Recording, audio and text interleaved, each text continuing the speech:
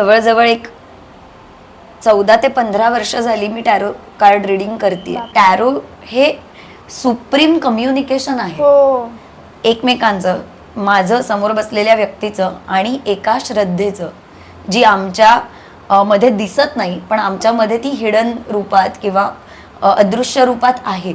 मी स्वतः सुद्धा माझं टॅरो करते पण मी त्याचं प्रमाण अत्यंत कमी ठेवलेलं आहे. मी जी शाखा शिकले त्याच्यामध्ये समोर बसलेल्या व्यक्तीनेच क्वेरंटनेच कार्ड्स काढायचे असतात. आणि असं आपण म्हणतो की तुम्ही जेव्हा शांत होता तेव्हा ते व्हायब्रेशन्स, तो सगळा तुमच्या सराउंडिंगचा जो काही भाग असतो त्या सगळ्याच्या एकत्रित त्या सगळ्याचा इफेक्ट म्हणून की काय तेच कार्ड बाहेर पडतं जे तुमच्या प्रश्नाशी रिलेटेड आहे. असा माझा एक 80 ते 85% अनुभव आहे आतापर्यंत. एका बाईने मला दंडाला असं खसकन खेचून धरलं होतं आणि तिने मला सांगितलं होतं की तू असशील दुसरी बायको पण ती पहिली आहे. लोक पाया पडायचे, नमस्कार करायचे आणि असं मला असं ओव्हरवेल्मिंग वाटायचं की हे नका करू, मी अश्विनी आहे. मग ते म्हणायचे स्वतःहून सगळे लोक की आमच्यासाठी तुम्हीच सावित्रीबाई आहात. एसीपी मॅडम आम्हाला तुमच्याबरोबर. आणि मला असं झालं की तुम्ही खरे पोलीस आहात, तुम्ही मला एसीपी मॅडम म्हणताय. सोशल मीडियावर ट्रोल केलं जातं ते कितपत मनावर घ्यायचं हे ज्याने त्याने ठरवावं. मी त्यासाठी काही लिमिट्स टाकून घेतलेत. वाईट याचं वाटतं की ज्यांना यातनं काही शिकवण घ्यायला पाहिजे ते सगळे यातनं काहीच शिकत नाही आहेत. आणि आपण मुलींनाच शिकवतोय की लढायचं कसं. आपण मुलांना पण हे शिकवायला पाहिजे की मुलींना लढावं लागेल, ही वेळ आणू द्यायची नाही. तेव्हा हे पहिल्यांदा कानावर येतं तेव्हा असं वाटतं की अनुजा हवालदारची गन काढावी आणि शूट करावं.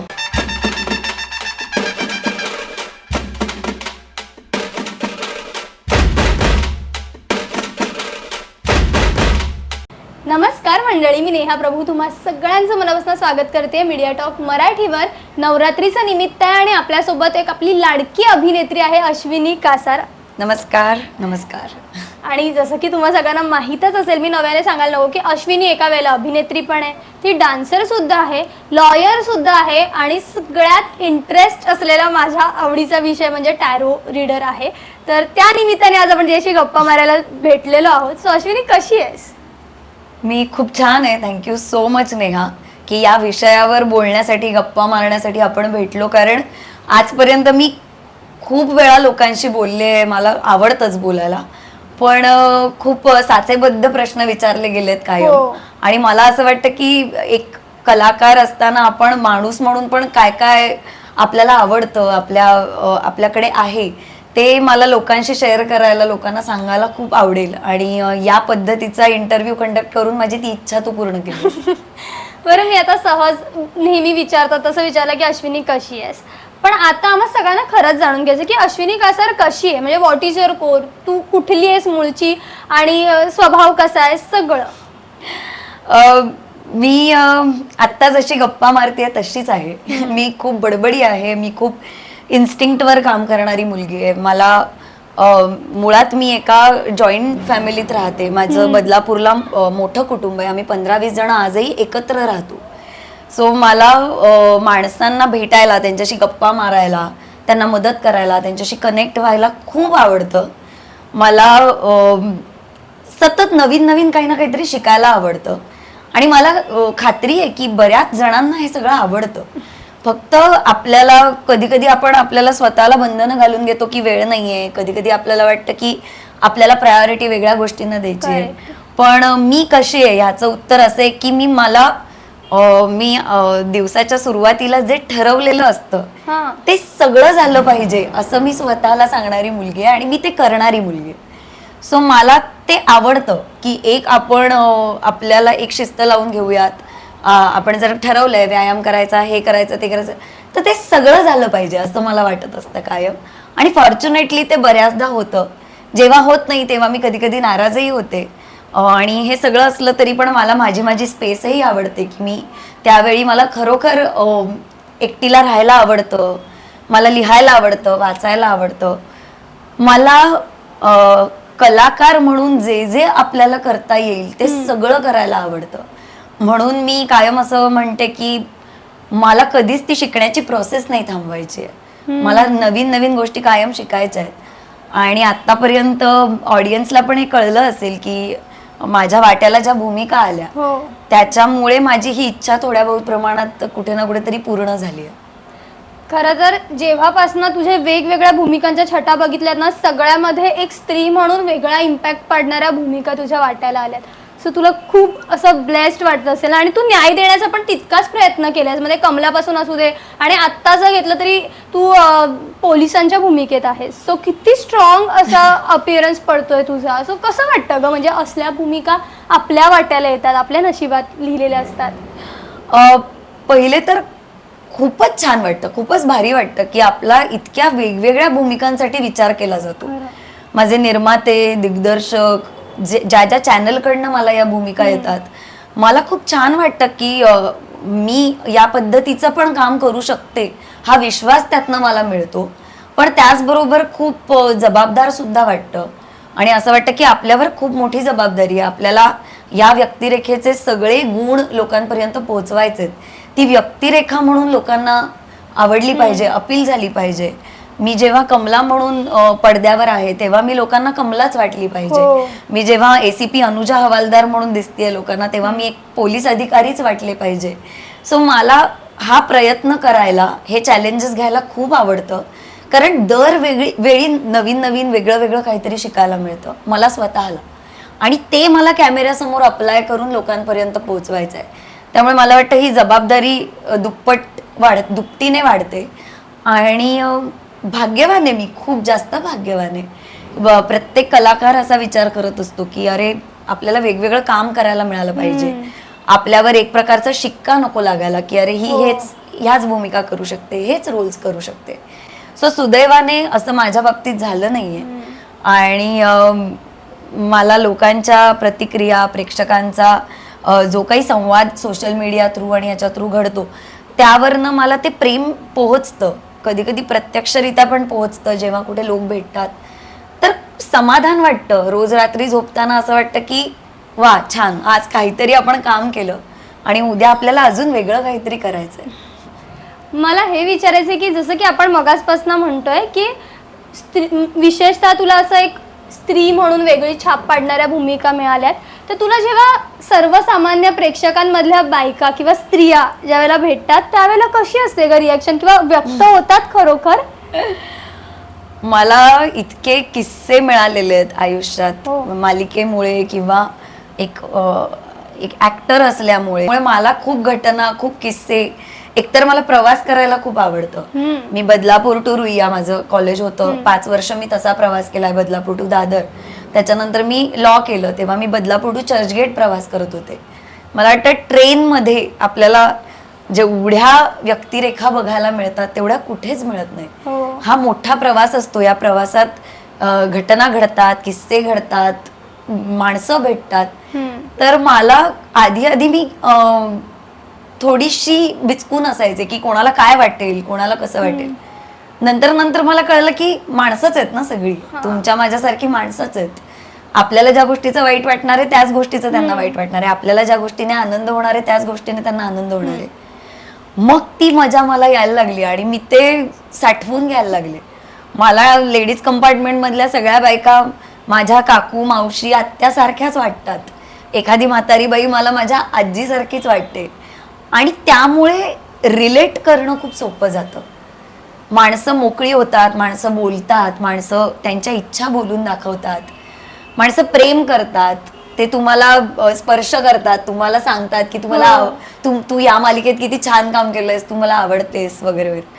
आणि 1-2 असेही किस्से झाले ते मी थोडी ते किस्से झाल्यानंतर थोडीशी डिस्टर्ब झाले होते. पण मला आठवतंय कमलाच्या वेळी एका कार्यक्रमाला मी, माझी सहअभिनेत्री दीप्ती केतकर, आम्ही दोघीही जणी गेलो होतो आणि तिकडे एका बाईने मला दंडाला असं खसकन खेचून धरलं होतं आणि तिने मला सांगितलं होतं की तू असशील दुसरी बायको पण ती पहिली आहे वगैरे. आणि तेव्हा मला खूप हर्ट झालं, मला असं वाईट वाटलं की असं कसं.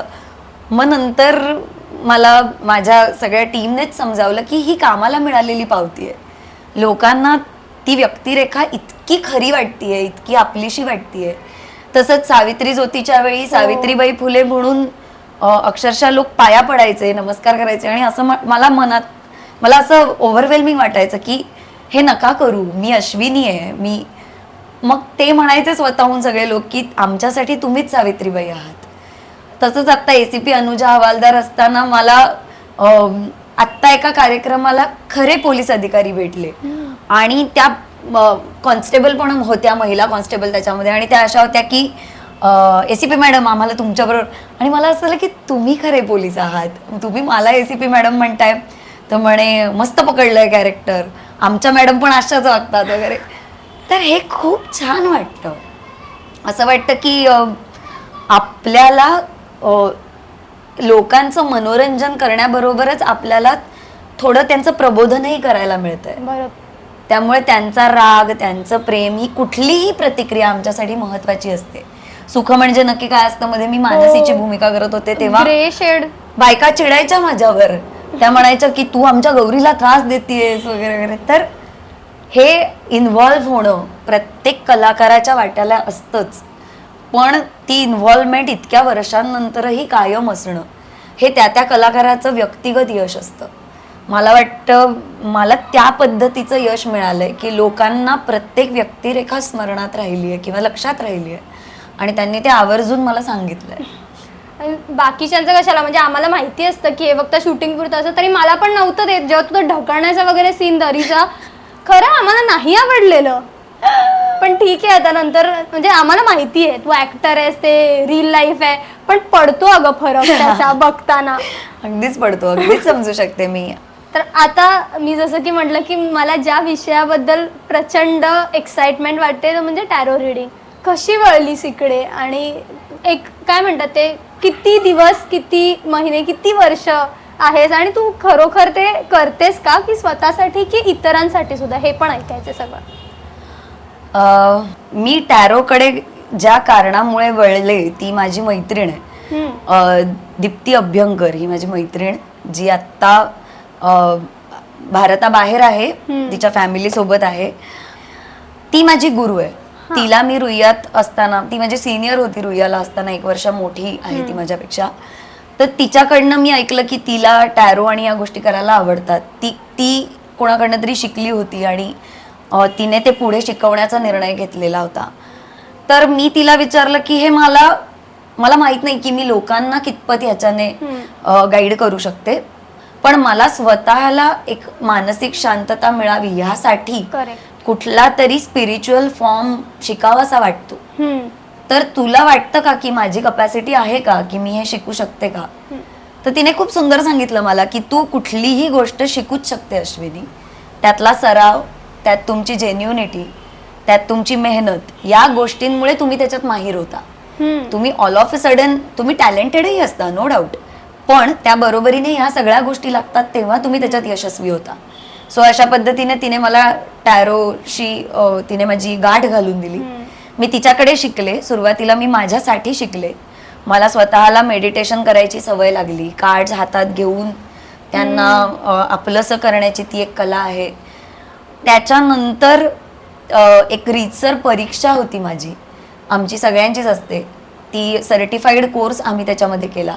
त्यात मी पहिली आले दीप्तीच्या क्लासमधनं आणि खूप छान लेखी पेपर असतो, प्रॅक्टिकल असते एक्झाम, ज्याच्यात बाहेरनं कोणीतरी तुमची परीक्षा घेण्यासाठी येतं. ह्या सगळा जो प्रवास होता शिकण्याचा, ह्या सगळ्या गोष्टी, नोट्स काढणे वगैरे वगैरे, मला तसंही अभ्यास करायला आवडतं, त्यामुळे मला हे वाचन खूपच आवडत होतं. आणि मला कळलं की हे एक पिक्टोरियल आर्ट आहे. चित्रांवरनं तुम्ही प्रेडिक्ट करता गोष्टी आणि त्या रीड करता. करेक्ट. एक कलाकार म्हणून आपण सतत कुठल्या ना कुठल्या तरी गोष्टीत सिम्बॉलिकल काहीतरी शोधत असतो. सिम्बॉलायझेशन आपण ज्याला म्हणतो, की सिम्बॉल्स दिसले की त्याच्या मागे काहीतरी अर्थ आहे का, ह्याचा रंग हा का आहे, हे चित्र असं का आहे, ही खूण कशासाठी आहे. आणि मला वाटतं कलाकार जितकं ते फॉलो करतात तितकंच सामान्य माणसं सुद्धा ते बघत असतात.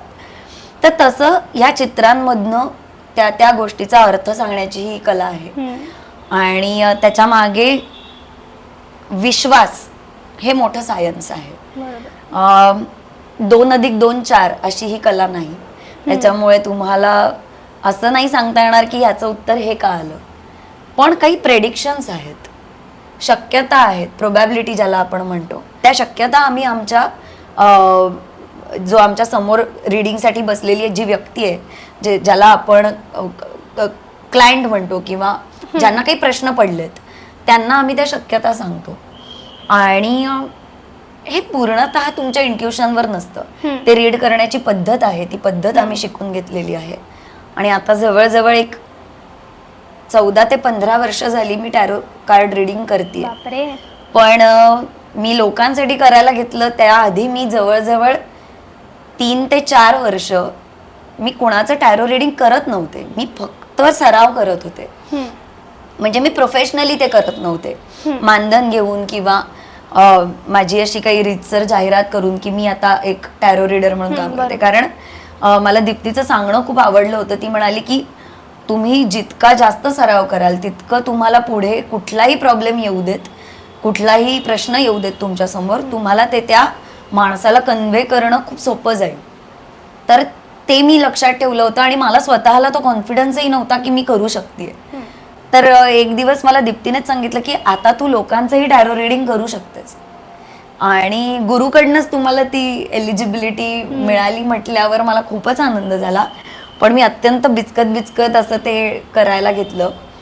काही वर्षांनी ती मला हेही म्हणाली की तू आता शिकवायला लाग. सो तुम्हाला जसं शिकवायला लागतो आपण तसे आपले बेसिक्स जास्त क्लिअर आणि जास्त पक्के होत जातात.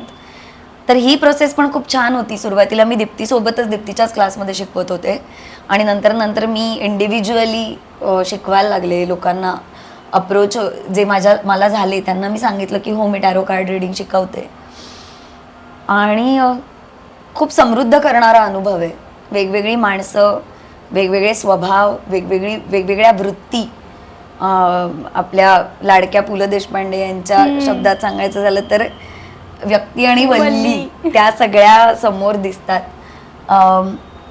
एक माणूस म्हणून मी खूप सेन्सिटिव्ह झाले, कारण आपण समोरच्या व्यक्तीच्या प्रॉब्लेमशी स्वतःला जोडून घेतो आणि असं वाटतं आपल्याला की हा प्रॉब्लेम तिचा नसून माझाच आहे, तर ती मदत मलाच हवी आहे, तिला करायचीच नाहीये, ती मदत मला हवी आहे.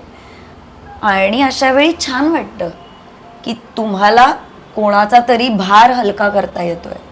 मग तुम्ही प्रॅक्टिकली त्या व्यक्तीला मदत करा अथवा करू नका, तुम्ही मानसिक दृष्ट्या त्या व्यक्तीच्या सोबत असता, तुम्ही तिला सपोर्ट करता. शेअरिंग मध्ये तुम्हाला कळतं की अरे शेअरिंग हे उत्तम प्रकारचं मेडिसिन ठरू शकतं की अरे माझ्यासारखाच प्रॉब्लेम मधनं कोणीतरी जातंय. तर ग्रुप डिस्कशन्स याच्यातनं काउन्सिलिंग हा खूप मोठा शब्द आहे, पण एक प्रकारे आपलं बोलणं ती व्यक्ती ऐकून घेते आणि त्यातनं त्याला काहीतरी मार्ग सुचतो. ही सगळी खूप एक्साइटमेंटची प्रोसेस आहे आणि खूप समाधानकारक प्रोसेस आहे. मला वाटतं ते अनुभवल्याशिवाय मी नाही सांगू शकणार की त्याने एक्झॅक्टली काय वाटतं. आणि असे खूप जास्त अनुभव मी गोळा केले या काळात. हा म्हणजे बऱ्याच लोकांना ही संकल्पना इतकी क्लिअर असेल नसेल माहित नाही, पण साधारण ह्युमन सायकोलॉजीशी रिलेटेड असतं का ग हे? अर्थात असतं. व्हायब्रेशन्सची खूप जास्त रिलेटेड असतं. आपण जर याच बरोबरीने मला खूप प्रकर्षाने हे सांगायचंय की तुमचा विश्वास असणं नसणं, तुम्ही हे मानणं न मानणं यावर कित्येक गोष्टी अवलंबून असतात. बरोबर. हे तसंच आहे की देवाला मानलं तर देव आहे, देवावर श्रद्धा दाखवली, श्रद्धा असली तर देव आहे.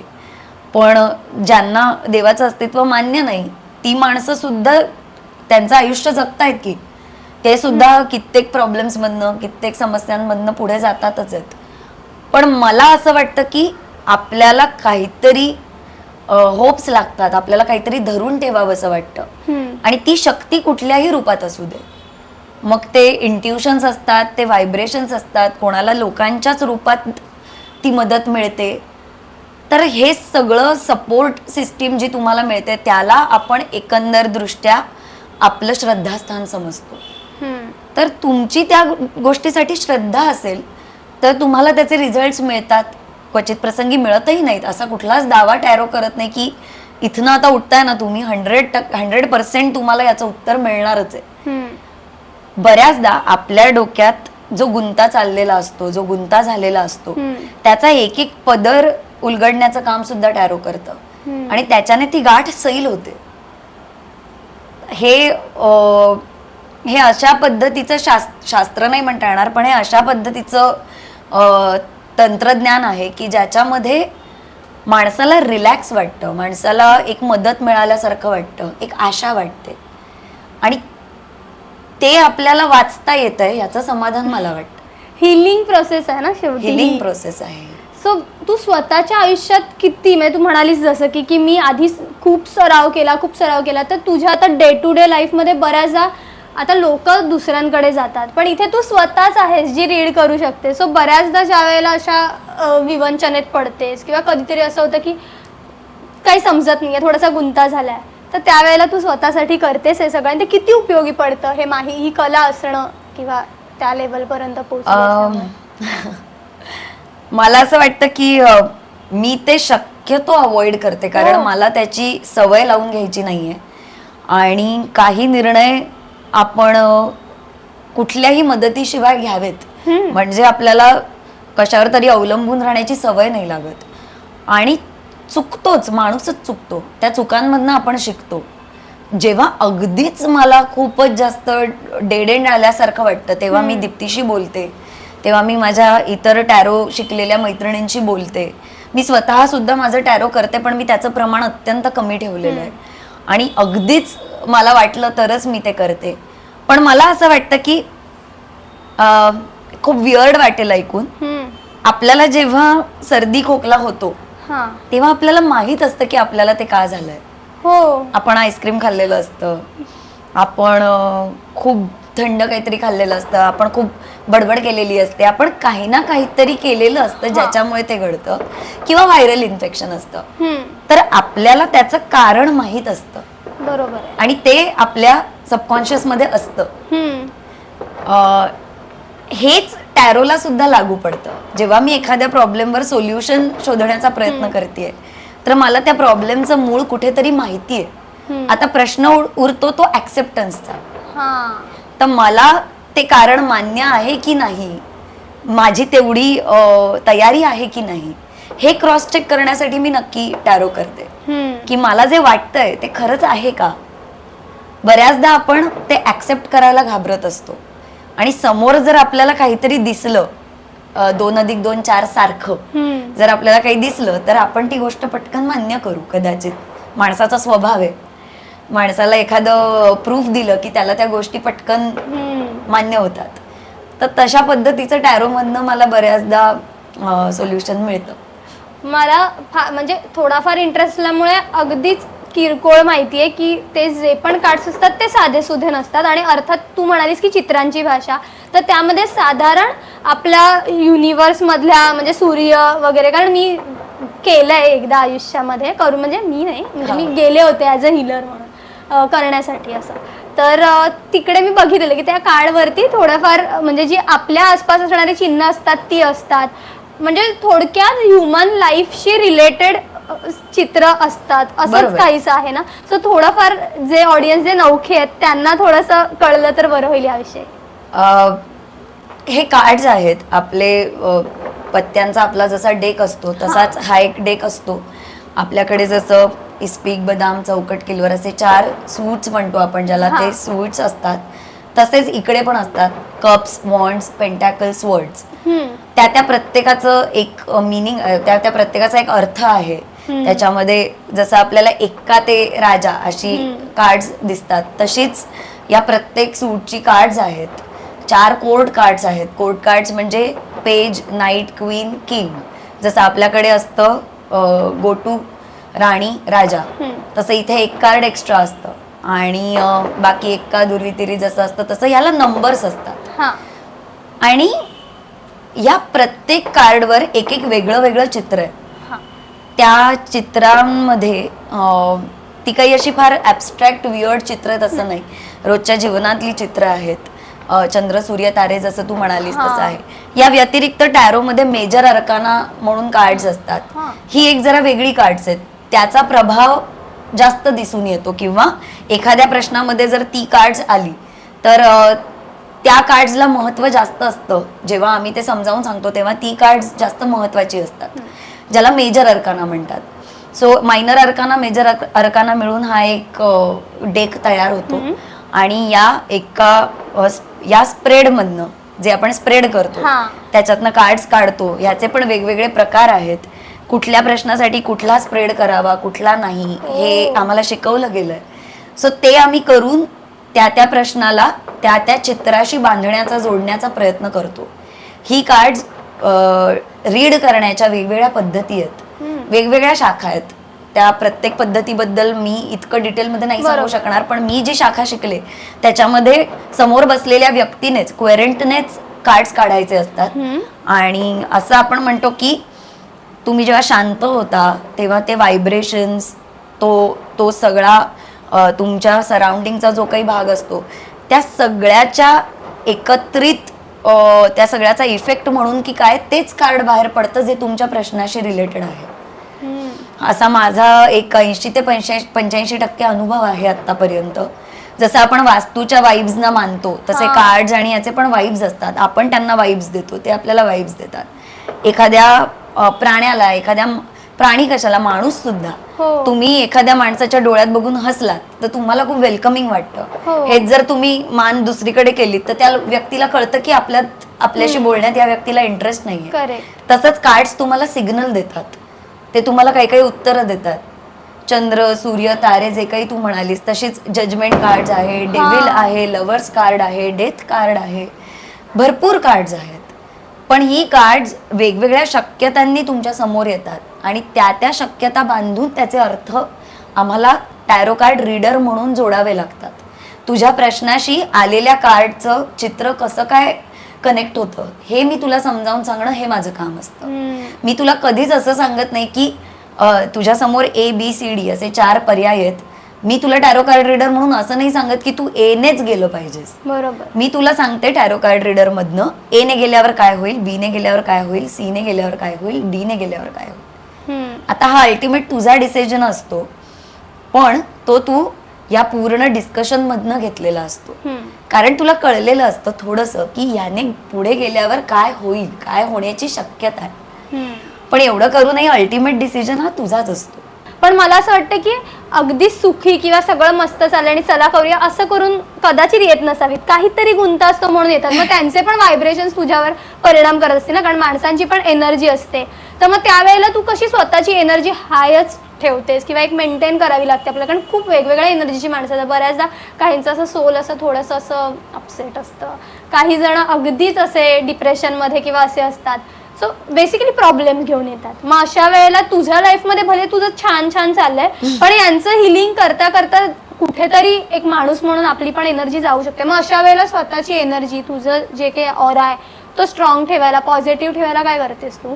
खूप छान प्रश्न विचारलायस तू नेहा. कारण मी ते माणूस म्हणून वेगवेगळं ठेवू शकत नव्हते बऱ्याच काळ. तेव्हा दीप्तीने मला खूप छान गाईड केलं.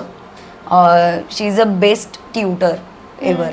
तिने मला सांगितलं की एका पॉइंटला तुम्हाला एक डिस्टन्स त्या माणसापासून ठेवावं लागतं, नाहीतर तुम्ही स्वतः ड्रेन होता.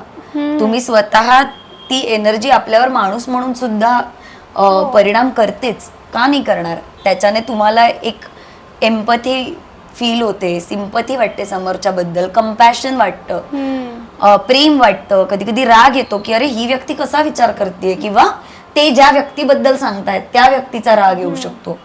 तर या सगळ्यातनं एक त्रयस्थपणे न्यूट्रली तुम्हाला जर त्या व्यक्तीला सल्ला द्यायचा असेल तर तुम्हाला तुमच्या स्वभावावर खूप काम करावं लागतं. ती अटॅचमेंट तुम्हाला थोडी थांबवावी लागते, कुठेतरी ब्रेक करावी लागते.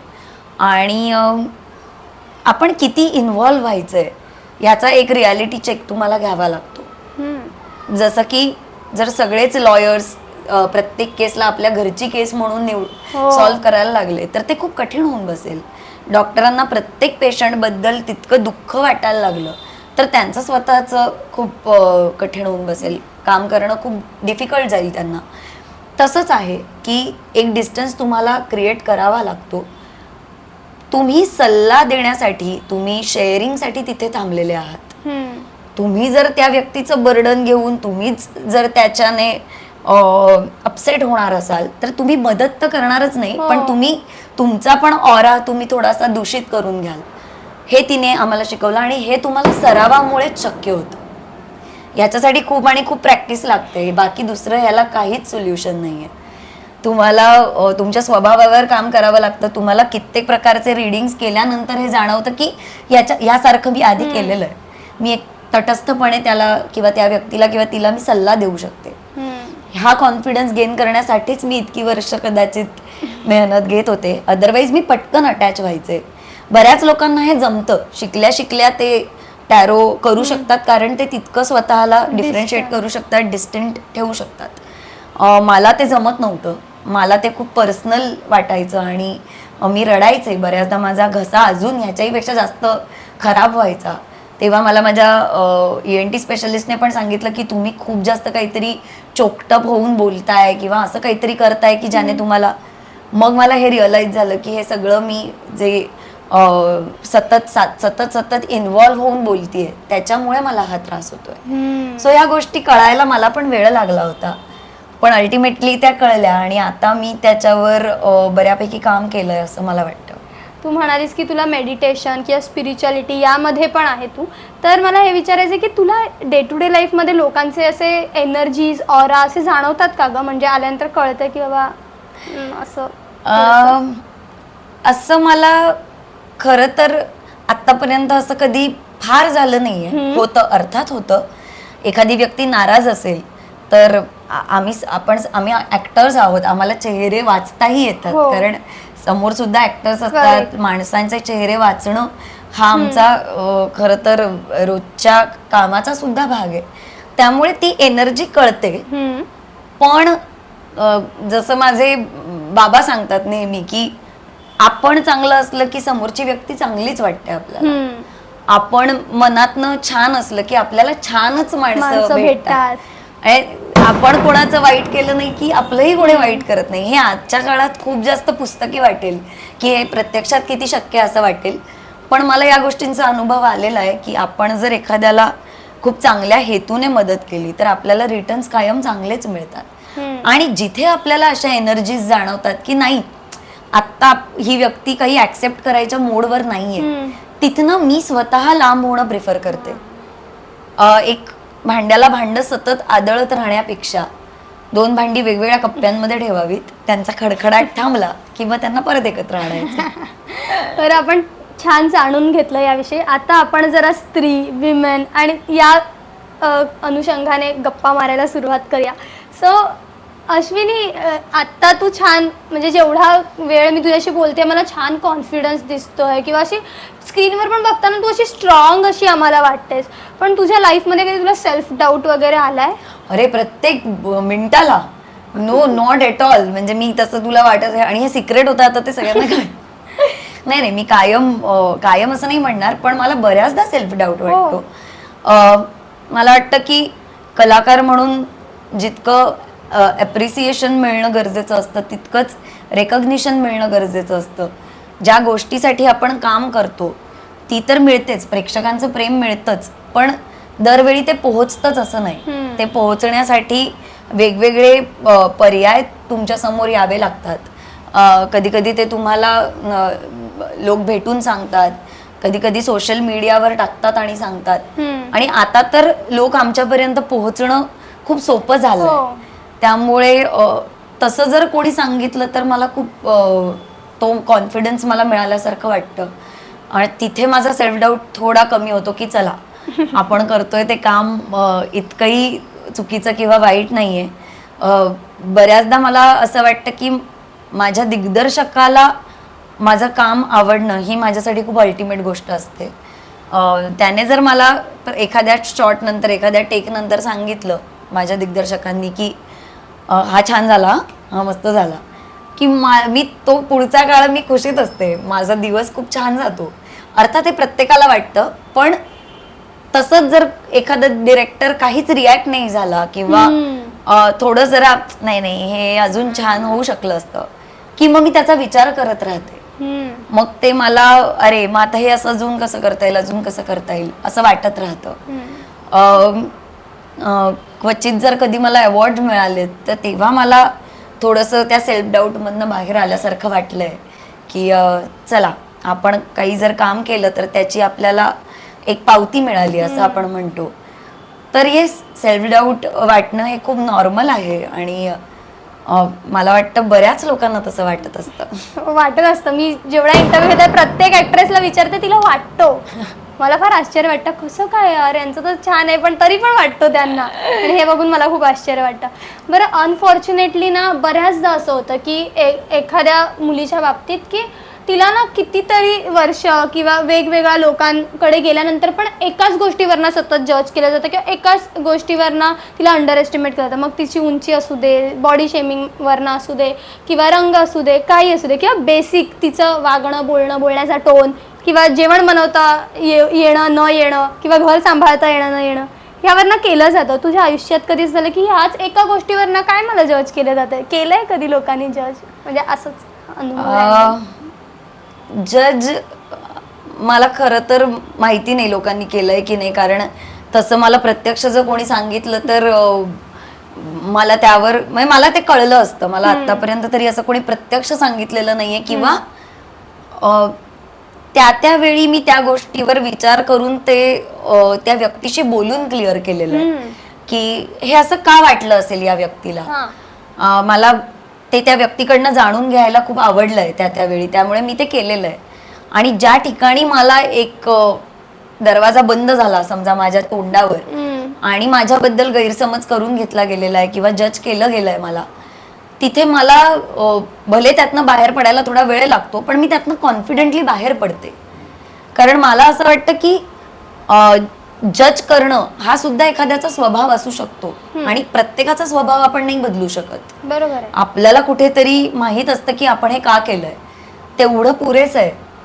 बऱ्याचदा आपण ते लोकांना एक्सप्लेन करायला जातो आणि ते एक्सप्लेन करण्याच्या नादात आपण आपली खूप एनर्जी घालवतो, आपण वेळ वाया घालवतो. आपण सगळ्यात महत्वाचं म्हणजे वेळ वाया घालवतो.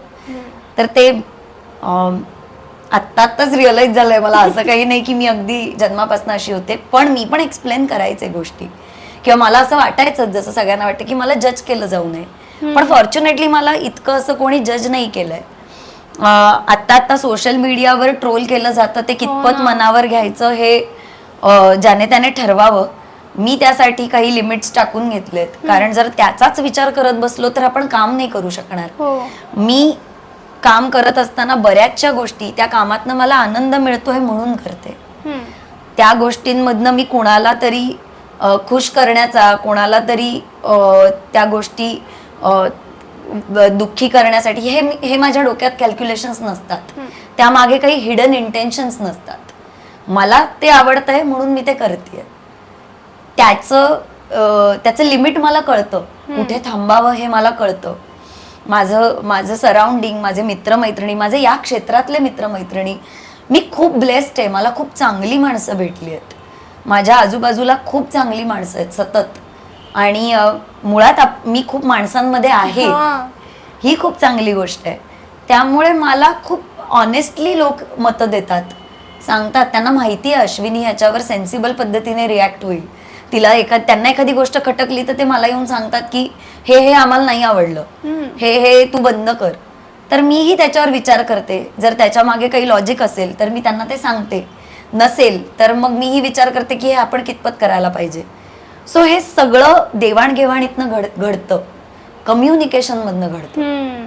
मला वाटतं आपण ज्यासाठी भेटलो तर टॅरो हे सुप्रीम कम्युनिकेशन आहे एकमेकांचं, माझं समोर बसलेल्या व्यक्तीचं आणि एका श्रद्धेचं, जी आमच्या मध्ये दिसत नाही पण आमच्यामध्ये ती हिडन रूपात किंवा अदृश्य रूपात आहे.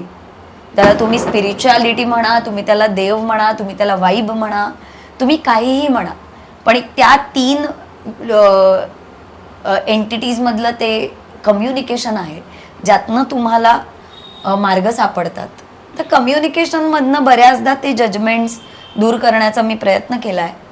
जर ते जजमेंट्स दूर होऊ शकले नाहीयेत तर अर्थात मी पण कुठेतरी कमी पडले असेल आणि त्यांनीही हे समजून घेतलं असेल की मी पण माणूस आहे. जसं मी समजून घेतलंय की ती सुद्धा माणसंच आहेत. अश्विनी, आपण ना लाईफमध्ये खूप अनुभव घेतो आणि मग मॅच्युअर होत जातो आणि मग काही वर्षांनी आपल्याला रिअलाइज होतं यार आपण केवढं फेस करून पुढे आलोय. तुझ्या लाईफमध्ये असं झालंय की तुला एका पॉईंट नंतर रिअलाइज झालं यात आपल्याकडे केवढी पॉवर आहे, म्हणजे आपण हे सगळं पण फेस केलं आणि आपण म्हणजे खूप जास्त स्ट्रॉंगपणे यातनं बाहेर आलो. कारण स्त्रीमध्ये किती नाही म्हटलं तरी एक दैवी एक देणगी आहे तिला की ती खूप इमोशनली स्ट्रॉंग असते. भले ती अशी रडत असेल, कधी ना कधी हळवी होत असेल, पण असते आपल्यात. आपण कुठूनही उभे राहू शकतो, कधी कुठल्याही वाईट सिच्युएशन म्हणा. तुला असं रिअलायझेशन झालंय पुढे आल्यानंतर, असं मागे वळून पाहताना? ऑफकोर्स झालंय हे रिअलाइज. पण मला शाबासकी देण्याऐवजी मला कायम असं वाटलंय की मी तर एवढ्याच याच्यातनं पुढे आले. अशा कित्येक जणी आहेत ज्या याच्यापेक्षाही भयानक, दारुण, क्रूर, विकृत, वाईट, दुष्ट या बॅकग्राऊंड मधनं पुढे आलेल्या आहेत. आणि त्यांनी पर्याय निवडलाय जगण्याचा, त्यांनी पर्याय निवडलाय लढण्याचा, त्यांनी पर्याय निवडलाय आयुष्याला सामोरं जाण्याचा. मला त्या व्यक्ती जास्त प्रेरणादायी वाटतात. आणि मला असं वाटतं जर माझ्याबद्दल कुणाला असं वाटलं तर आयुष्यात काय पाहिजे अजून आपल्याला. आपण कळत नकळतपणे कुणाला तरी इन्स्पायर करतोय, ही गोष्ट खूप इम्पॉर्टंट आहे. आणि बऱ्याचदा ते तुमच्यापर्यंत पोहोचत नाही, बऱ्याचदा आपल्यापर्यंत या गोष्टी येत नाहीत.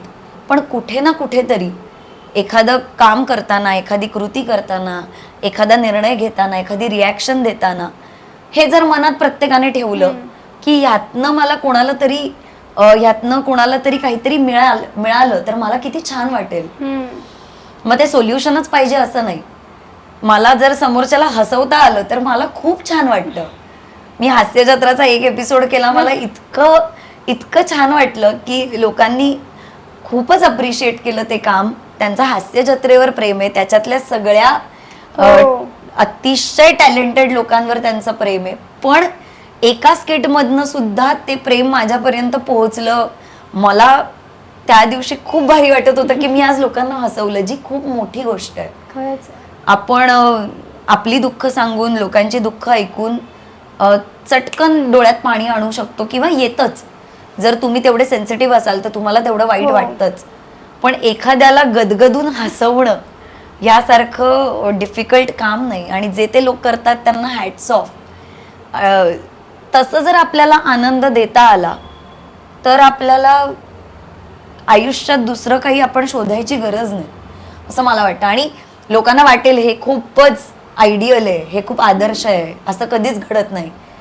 पण जर मला असं वाटलं की माझ्या प्रेझेन्समुळे इथे शांतता पसरली आहे, निगेटिव्हिटी येते किंवा नाही आवडत आहे समोरच्या व्यक्तीला मी तिथे असणं, तर मी ते कारण जाणून घ्यायचा प्रयत्न करेन.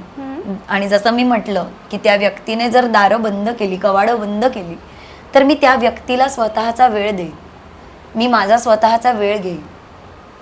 मला हर्ट करणं इंटेन्शनली अजिबात आवडत नाही. आणि अनइंटेन्शनली ते होत असेल तर मला ते ताबडतोब थांबवणं योग्य वाटतं. मी मगासपासून हिच्याशी बोलते ना, मला सतत एका गोष्टीची खूप अशी जाणीव होते की प्रत्येक गोष्टीत ना काहीतरी पॉझिटिव्ह काढायला बघतेस तू. म्हणजे तुझा लाईफकडे बघण्याचा अप्रोच हाच आहे. ते जे आपण म्हणतो ना रिकामा ग्लास आणि भरलेला ग्लास, त्यातला नेहमी भरलेलं बघायचं, ते रिकामे पण बघायचं नाही. सो तू जेवढी माझ्याशी गप्पा मारत फुलत जातेस, मला हेच जाणवते की ही मुलगी प्रत्येक गोष्टीमधनं पॉझिटिव्ह काहीतरी थॉट घेऊन येते आणि उठून उभी राहते किंवा दुसऱ्यांकडनं प्रेरणा घेते, स्वतः दुसऱ्यांची इन्स्पिरेशन बनते कळत नकळतपणे. सो हे मला खूप जाणवलं. बरं अश्विनी, अनफॉर्च्युनेटली आयुष्यात ना कुठल्या टप्प्यावरती मुलीला एक तरी दिवस किंवा एक तरी क्षण असा येतो की तिची छेड काढली जाते किंवा बॅड टचचा सामना करावा लागतो. आणि बऱ्याचदा मुली रिॲक्ट करतात, बऱ्याचदा त्या तितक्या क्षणाला नाही जमत रिॲक्ट करायला, घाबरतात. तुझ्या बाबतीत अनफॉर्च्युनेटली कधी असं झालंय आणि तू कसं रिॲक्ट केलंयस? अर्थात झालंय, अर्थात. आणि मला हे खूपच चांगलं वाटतं की माझी फॅमिली त्यावेळी आणि आत्ताही माझी फॅमिली इतकी ओपन आहे की त्यांना मी त्या गोष्टी उघडपणे सांगू शकले. बऱ्याच जणींना हे सांगता येत नाही आणि मला त्यांच्यासाठी खरोखर खूप वाईट वाटतं. खूप हिम्मत आपल्याला एकत्र करावी लागते आणि आपल्याला त्या गोष्टीचा विरोध कडकडीतपणे दर्शवावा लागतो. आपल्याला एक चपराक द्यावी लागते, ती शाब्दिक असू देत, ती शारीरिक असू देत. आपल्याला ती गोष्ट तिथल्या तिथे थांबवायची असते. आपण फिजिकली वीक असलो तरी आपण मनातनं स्ट्रॉंग होऊ शकतो. आणि जी व्यक्ती मनातनं स्ट्रॉंग आहे ती फिजिकल स्ट्रेंथ सुद्धा गेन करते आणि ती त्या गोष्टीचा सामना करते. आपल्याकडे इतिहास साक्ष आहे, आपल्याकडे कित्येक उदाहरणं आहेत. आणि जिच्यावर अन्याय झालाय तिने त्या अन्यायातनं सुद्धा उभं राहून प्रत्युत्तर दिलेलं आहे, अशीही कित्येक उदाहरणं आहेत. वाईट याचं वाटतं की ज्यांना यातनं काही शिकवण घ्यायला पाहिजे ते सगळे यातनं काहीच शिकत नाही आहेत. आणि आपण मुलींनाच शिकवतोय की लढायचं कसं. आपण मुलांना पण हे शिकवायला पाहिजे की मुलींना लढावं लागेल, ही वेळ आणू द्यायची नाही, ही वेळ येऊ द्यायची नाही. हे आपल्याला आपल्या मुलांनाही शिकवायला हवं. आणि मुलं सुद्धा सेन्सिटिव्ह असतात. मुलं सुद्धा त्या त्या बॅकग्राऊंडमधनं येऊन काही गोष्टींशी सामना करत असतात. पण त्यांना जर समज दिली योग्य वयात किंवा त्यांना जर आपण शिकवलं तर कुठेतरी हा फरक कमी होईल आणि अशा केसेस कमी होतील. पण आत्ता तरी चीड, संताप याच्याशिवाय दुसरं काही दिसत नाही. जेव्हा हे पहिल्यांदा कानावर येतं तेव्हा असं वाटतं की अनुजा हवालदारची गन काढावी आणि शूट करावं, पण ते लिगली शक्य नाहीये. मी एक लॉयर पण आहे, मला माहिती आहे कायदा, तर ते कायद्याला अनुसरून नाही. पण मला माझ्या आपल्या देशावर, आपल्या कायद्यावर, आपल्या सुव्यवस्थेवर, आपल्या पोलिसांवर माझा विश्वास आहे. आपल्याला कुठेतरी त्या बाबतीतलं नॉलेज नाहीये, आपण थोडं कमी पडतो. आपण गोष्टी वाचत नाही, आपण कायदा वाचत नाही. आपल्याला पोलीस स्टेशनमध्ये जायची भीती वाटते, आपल्याला कोर्टाची पायरी चढायची भीती वाटते, कारण आपल्याला ती सगळी कटकट वाटते. हे चुकीचं आहे. तू आत्ता बोलताना जे म्हणालीस ना की तुम्ही फिजिकली स्ट्रॉंग असाल नसाल त्या क्षणी माहिती नाही, मेंटली असणं खूप गरजेचं आहे. आणि त्यावेळेला ते धैर्य, ते मला माझा एक इन्सिडन्स आठवला. आणि ज्या पद्धतीने म्हणालीस ना की मला असं वाटतं की गन काढावी आणि शूट करावं, पण ते शक्य नाही आहे.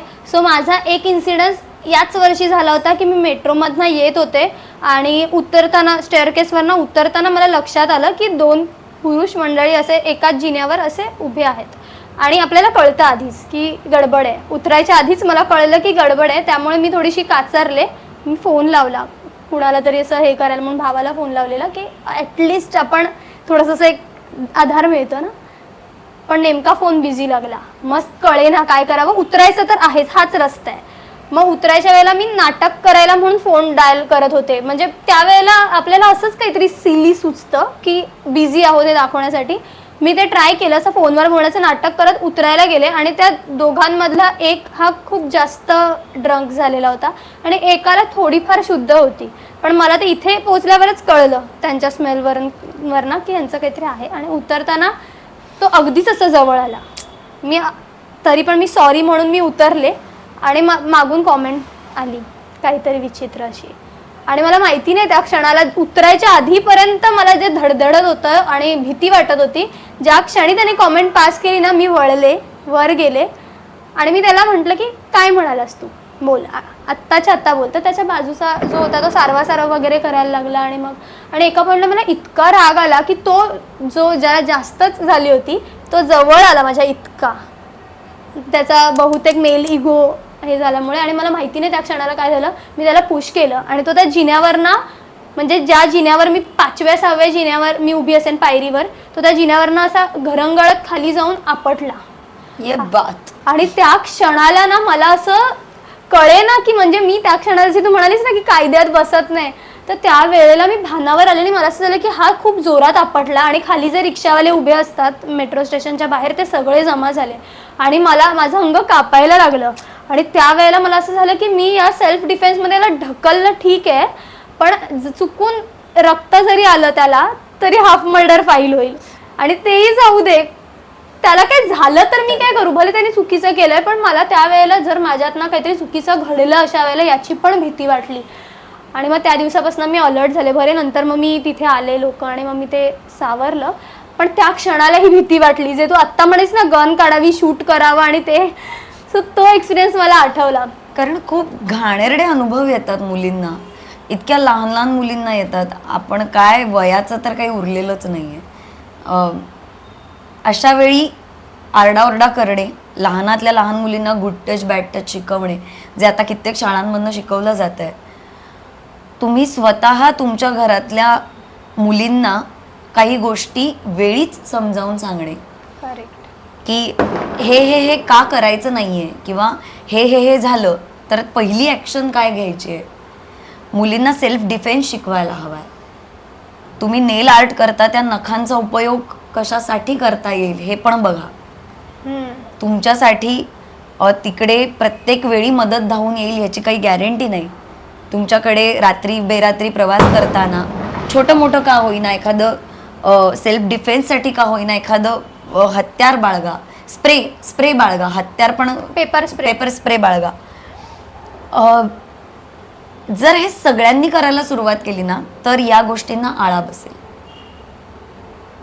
करेक्ट आहे. त्यामुळे हे प्रत्येक मुलीने हे मनावर घेतलं पाहिजे. सोडून देतो आपण बऱ्याचदा, कारण तेवढा वेळ नसतो, आपण घाईत असतो, आपल्याला भीती वाटलेली असते बऱ्याचदा. तुम्ही कशाला असे कपडे घातले म्हणून ते असं झालं वगैरे वगैरे असतं. ह्या सगळ्याच्या पुढे जाऊयात आता आपण. कोणी ठरवायला नको की आपण कसं राहायचंय. आपल्याला आपल्या मर्यादा कळतात, आपल्याला कुठल्या जागी कसं जायचं हे कळतं. तसंच आपल्याला स्वतःचा बचाव कसा करायचा हे सुद्धा कळलं पाहिजे. वेळ पडल्यावर समोरचीला मदत करणं हे सुद्धा आपल्याला सुचलं पाहिजे, ते आपण त्यावेळी केलं पाहिजे. आणि ते बळ येतं, ते बळ कुठून तरी येतं. तुम्हाला तुमच्या अंगात देवी संचारते, आपण असं म्हणूयात. खूप मोठी उपमा आहे, पण ते बळ येतं. तुम्ही जसं तू म्हणालीस की तुझ्यासारखी मुलगी ढकलते, एक्झॅक्टली मला हेच म्हणायचं होतं. पण ते बळ येतं. आणि तरी सुद्धा शारीरिक बळापुढे आपल्याला कधी कधी नमतं घ्यावं लागतं आपल्याला. म्हणजे कित्येक बायकांना मारहाण सहन करावी लागते. तर अशा वेळी कायद्याचा आधार घ्यावा, अशा वेळी वेळीच निर्णय घ्यावेत, अशा वेळी मदतीसाठी पोलिसांपर्यंत जावं. आपण नवरात्रीच्या निमित्ताने भेटलेलो होतो, त्यामुळे मला आता जाता जाता हे तुला विचारायचं आहे की आपल्या सगळ्यांना माहिती आहे की आदिशक्तीने कुठल्या ना कुठल्या असुराचा वध केलेला आहे, पण आत्ता समाजामध्ये जे असुर आहेत ना, ते विचारांच्या किंवा वृत्तीच्या रूपात आहेत. तुला काय वाटतं, अशी कुठली वृत्ती किंवा विचार आहे की ज्याचा विनाश व्हायला पाहिजे? अशा भरपूर प्रवृत्ती आहेत, अशा भरपूर वृत्ती आहेत की ज्या समूळ नष्ट झाल्या पाहिजेत. पण मला वाटतं बदलत्या काळानुसार एक अत्यंत महत्त्वाची गोष्ट आपण बदलायला हवी, जी आपण अजूनही बदललेली नाही. ती म्हणजे आपल्या सगळ्यांमधली माणुसकी कुठेतरी नष्ट होत चालली आहे. आणि आपल्यातला दानव, आपल्यातला राक्षस काहीतरी ओरबाडून खेचून घेण्याचा प्रयत्न करतोय.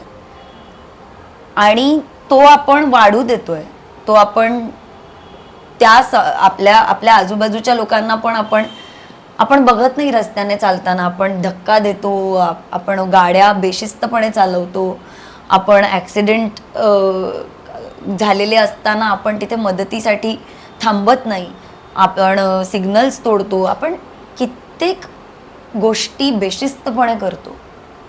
या छोट्या छोट्या छोट्या गोष्टीतनं आपल्याला सतत कुठेतरी पोहोचायची घाई झालेली असते.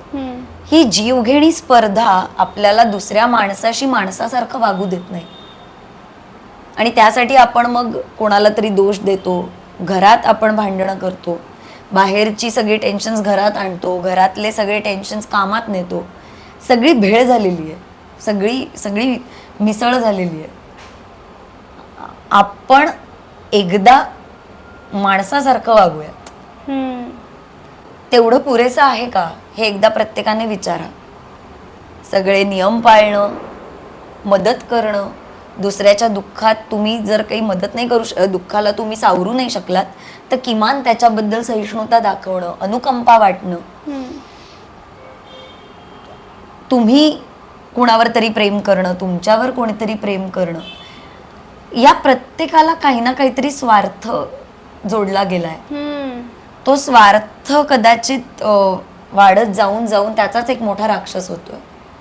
आणि ही स्पर्धा तुम्हाला तो स्वार्थ नाही सोडू देत. मला वाटतं हा स्वार्थी विचारांचा जो राक्षस आहे त्याचं मर्दन करण्याची वेळ आलेली.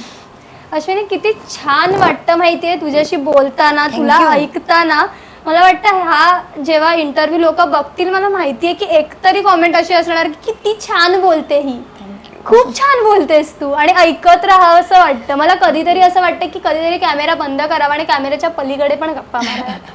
खूप छान वाटलं अश्विनी मग तुझ्याशी असंच बोलून. कदाचित रीडिंग साठी येणाऱ्या क्लायंट्सना वाटत असेल तर मला खूप छान वाटेल. नाही, वाटतच असणार डेफिनेटली, कारण माझा अनुभव, आपण पहिल्यांदा भेटलो पण पहिल्या भेटीत पण तू किती छान फुलत गेलीस, किती छान बोललीस, आणि मुळात तुझ्या प्रत्येक बोलण्यात ना मला इन्स्पायर्ड व्हायला झालं. Thank you so much. Thank you so much की तू तुझ्या बिझी शेड्यूलमधनं थोडासा वेळ काढून धावती भेट जशी घेतली आपण, तरीही निवांत गप्पा मारल्यात त्याबद्दल. मला गप्पा मारायला आवडतं हे सगळ्यांना माहिती आहे आतापर्यंत, पण माझ्या आवडत्या विषयावर मला बोलायला दिलं त्यासाठी नेहा तुझे मनापासून आभार. आणि मी सगळ्या आता चॅनल बघणाऱ्या सगळ्या लोकांना हे नम्रपणे आवाहन करते की नक्की नक्की चॅनलला सबस्क्राईब करा. तुम्हाला जर हे सगळं आवडलं तर शेअर करा. चांगले विचार चांगल्या लोकांपर्यंत सगळ्या लोकांपर्यंत पोहोचावेत ही खूप छान इच्छा घेऊन नेहा सगळीकडे जातीये हे मला जाणवतंय तिच्याशी बोलताना. तर तिला आपण आपल्याकडनं थोडी मदत करूयात आणि नक्की हा व्हिडिओ किंवा असे तिचे सगळे अनेक व्हिडिओज आपण जास्तीत जास्त लोकांपर्यंत पोहोचवूयात, फॉरवर्ड करूयात. Thank you so much. थँक्यू.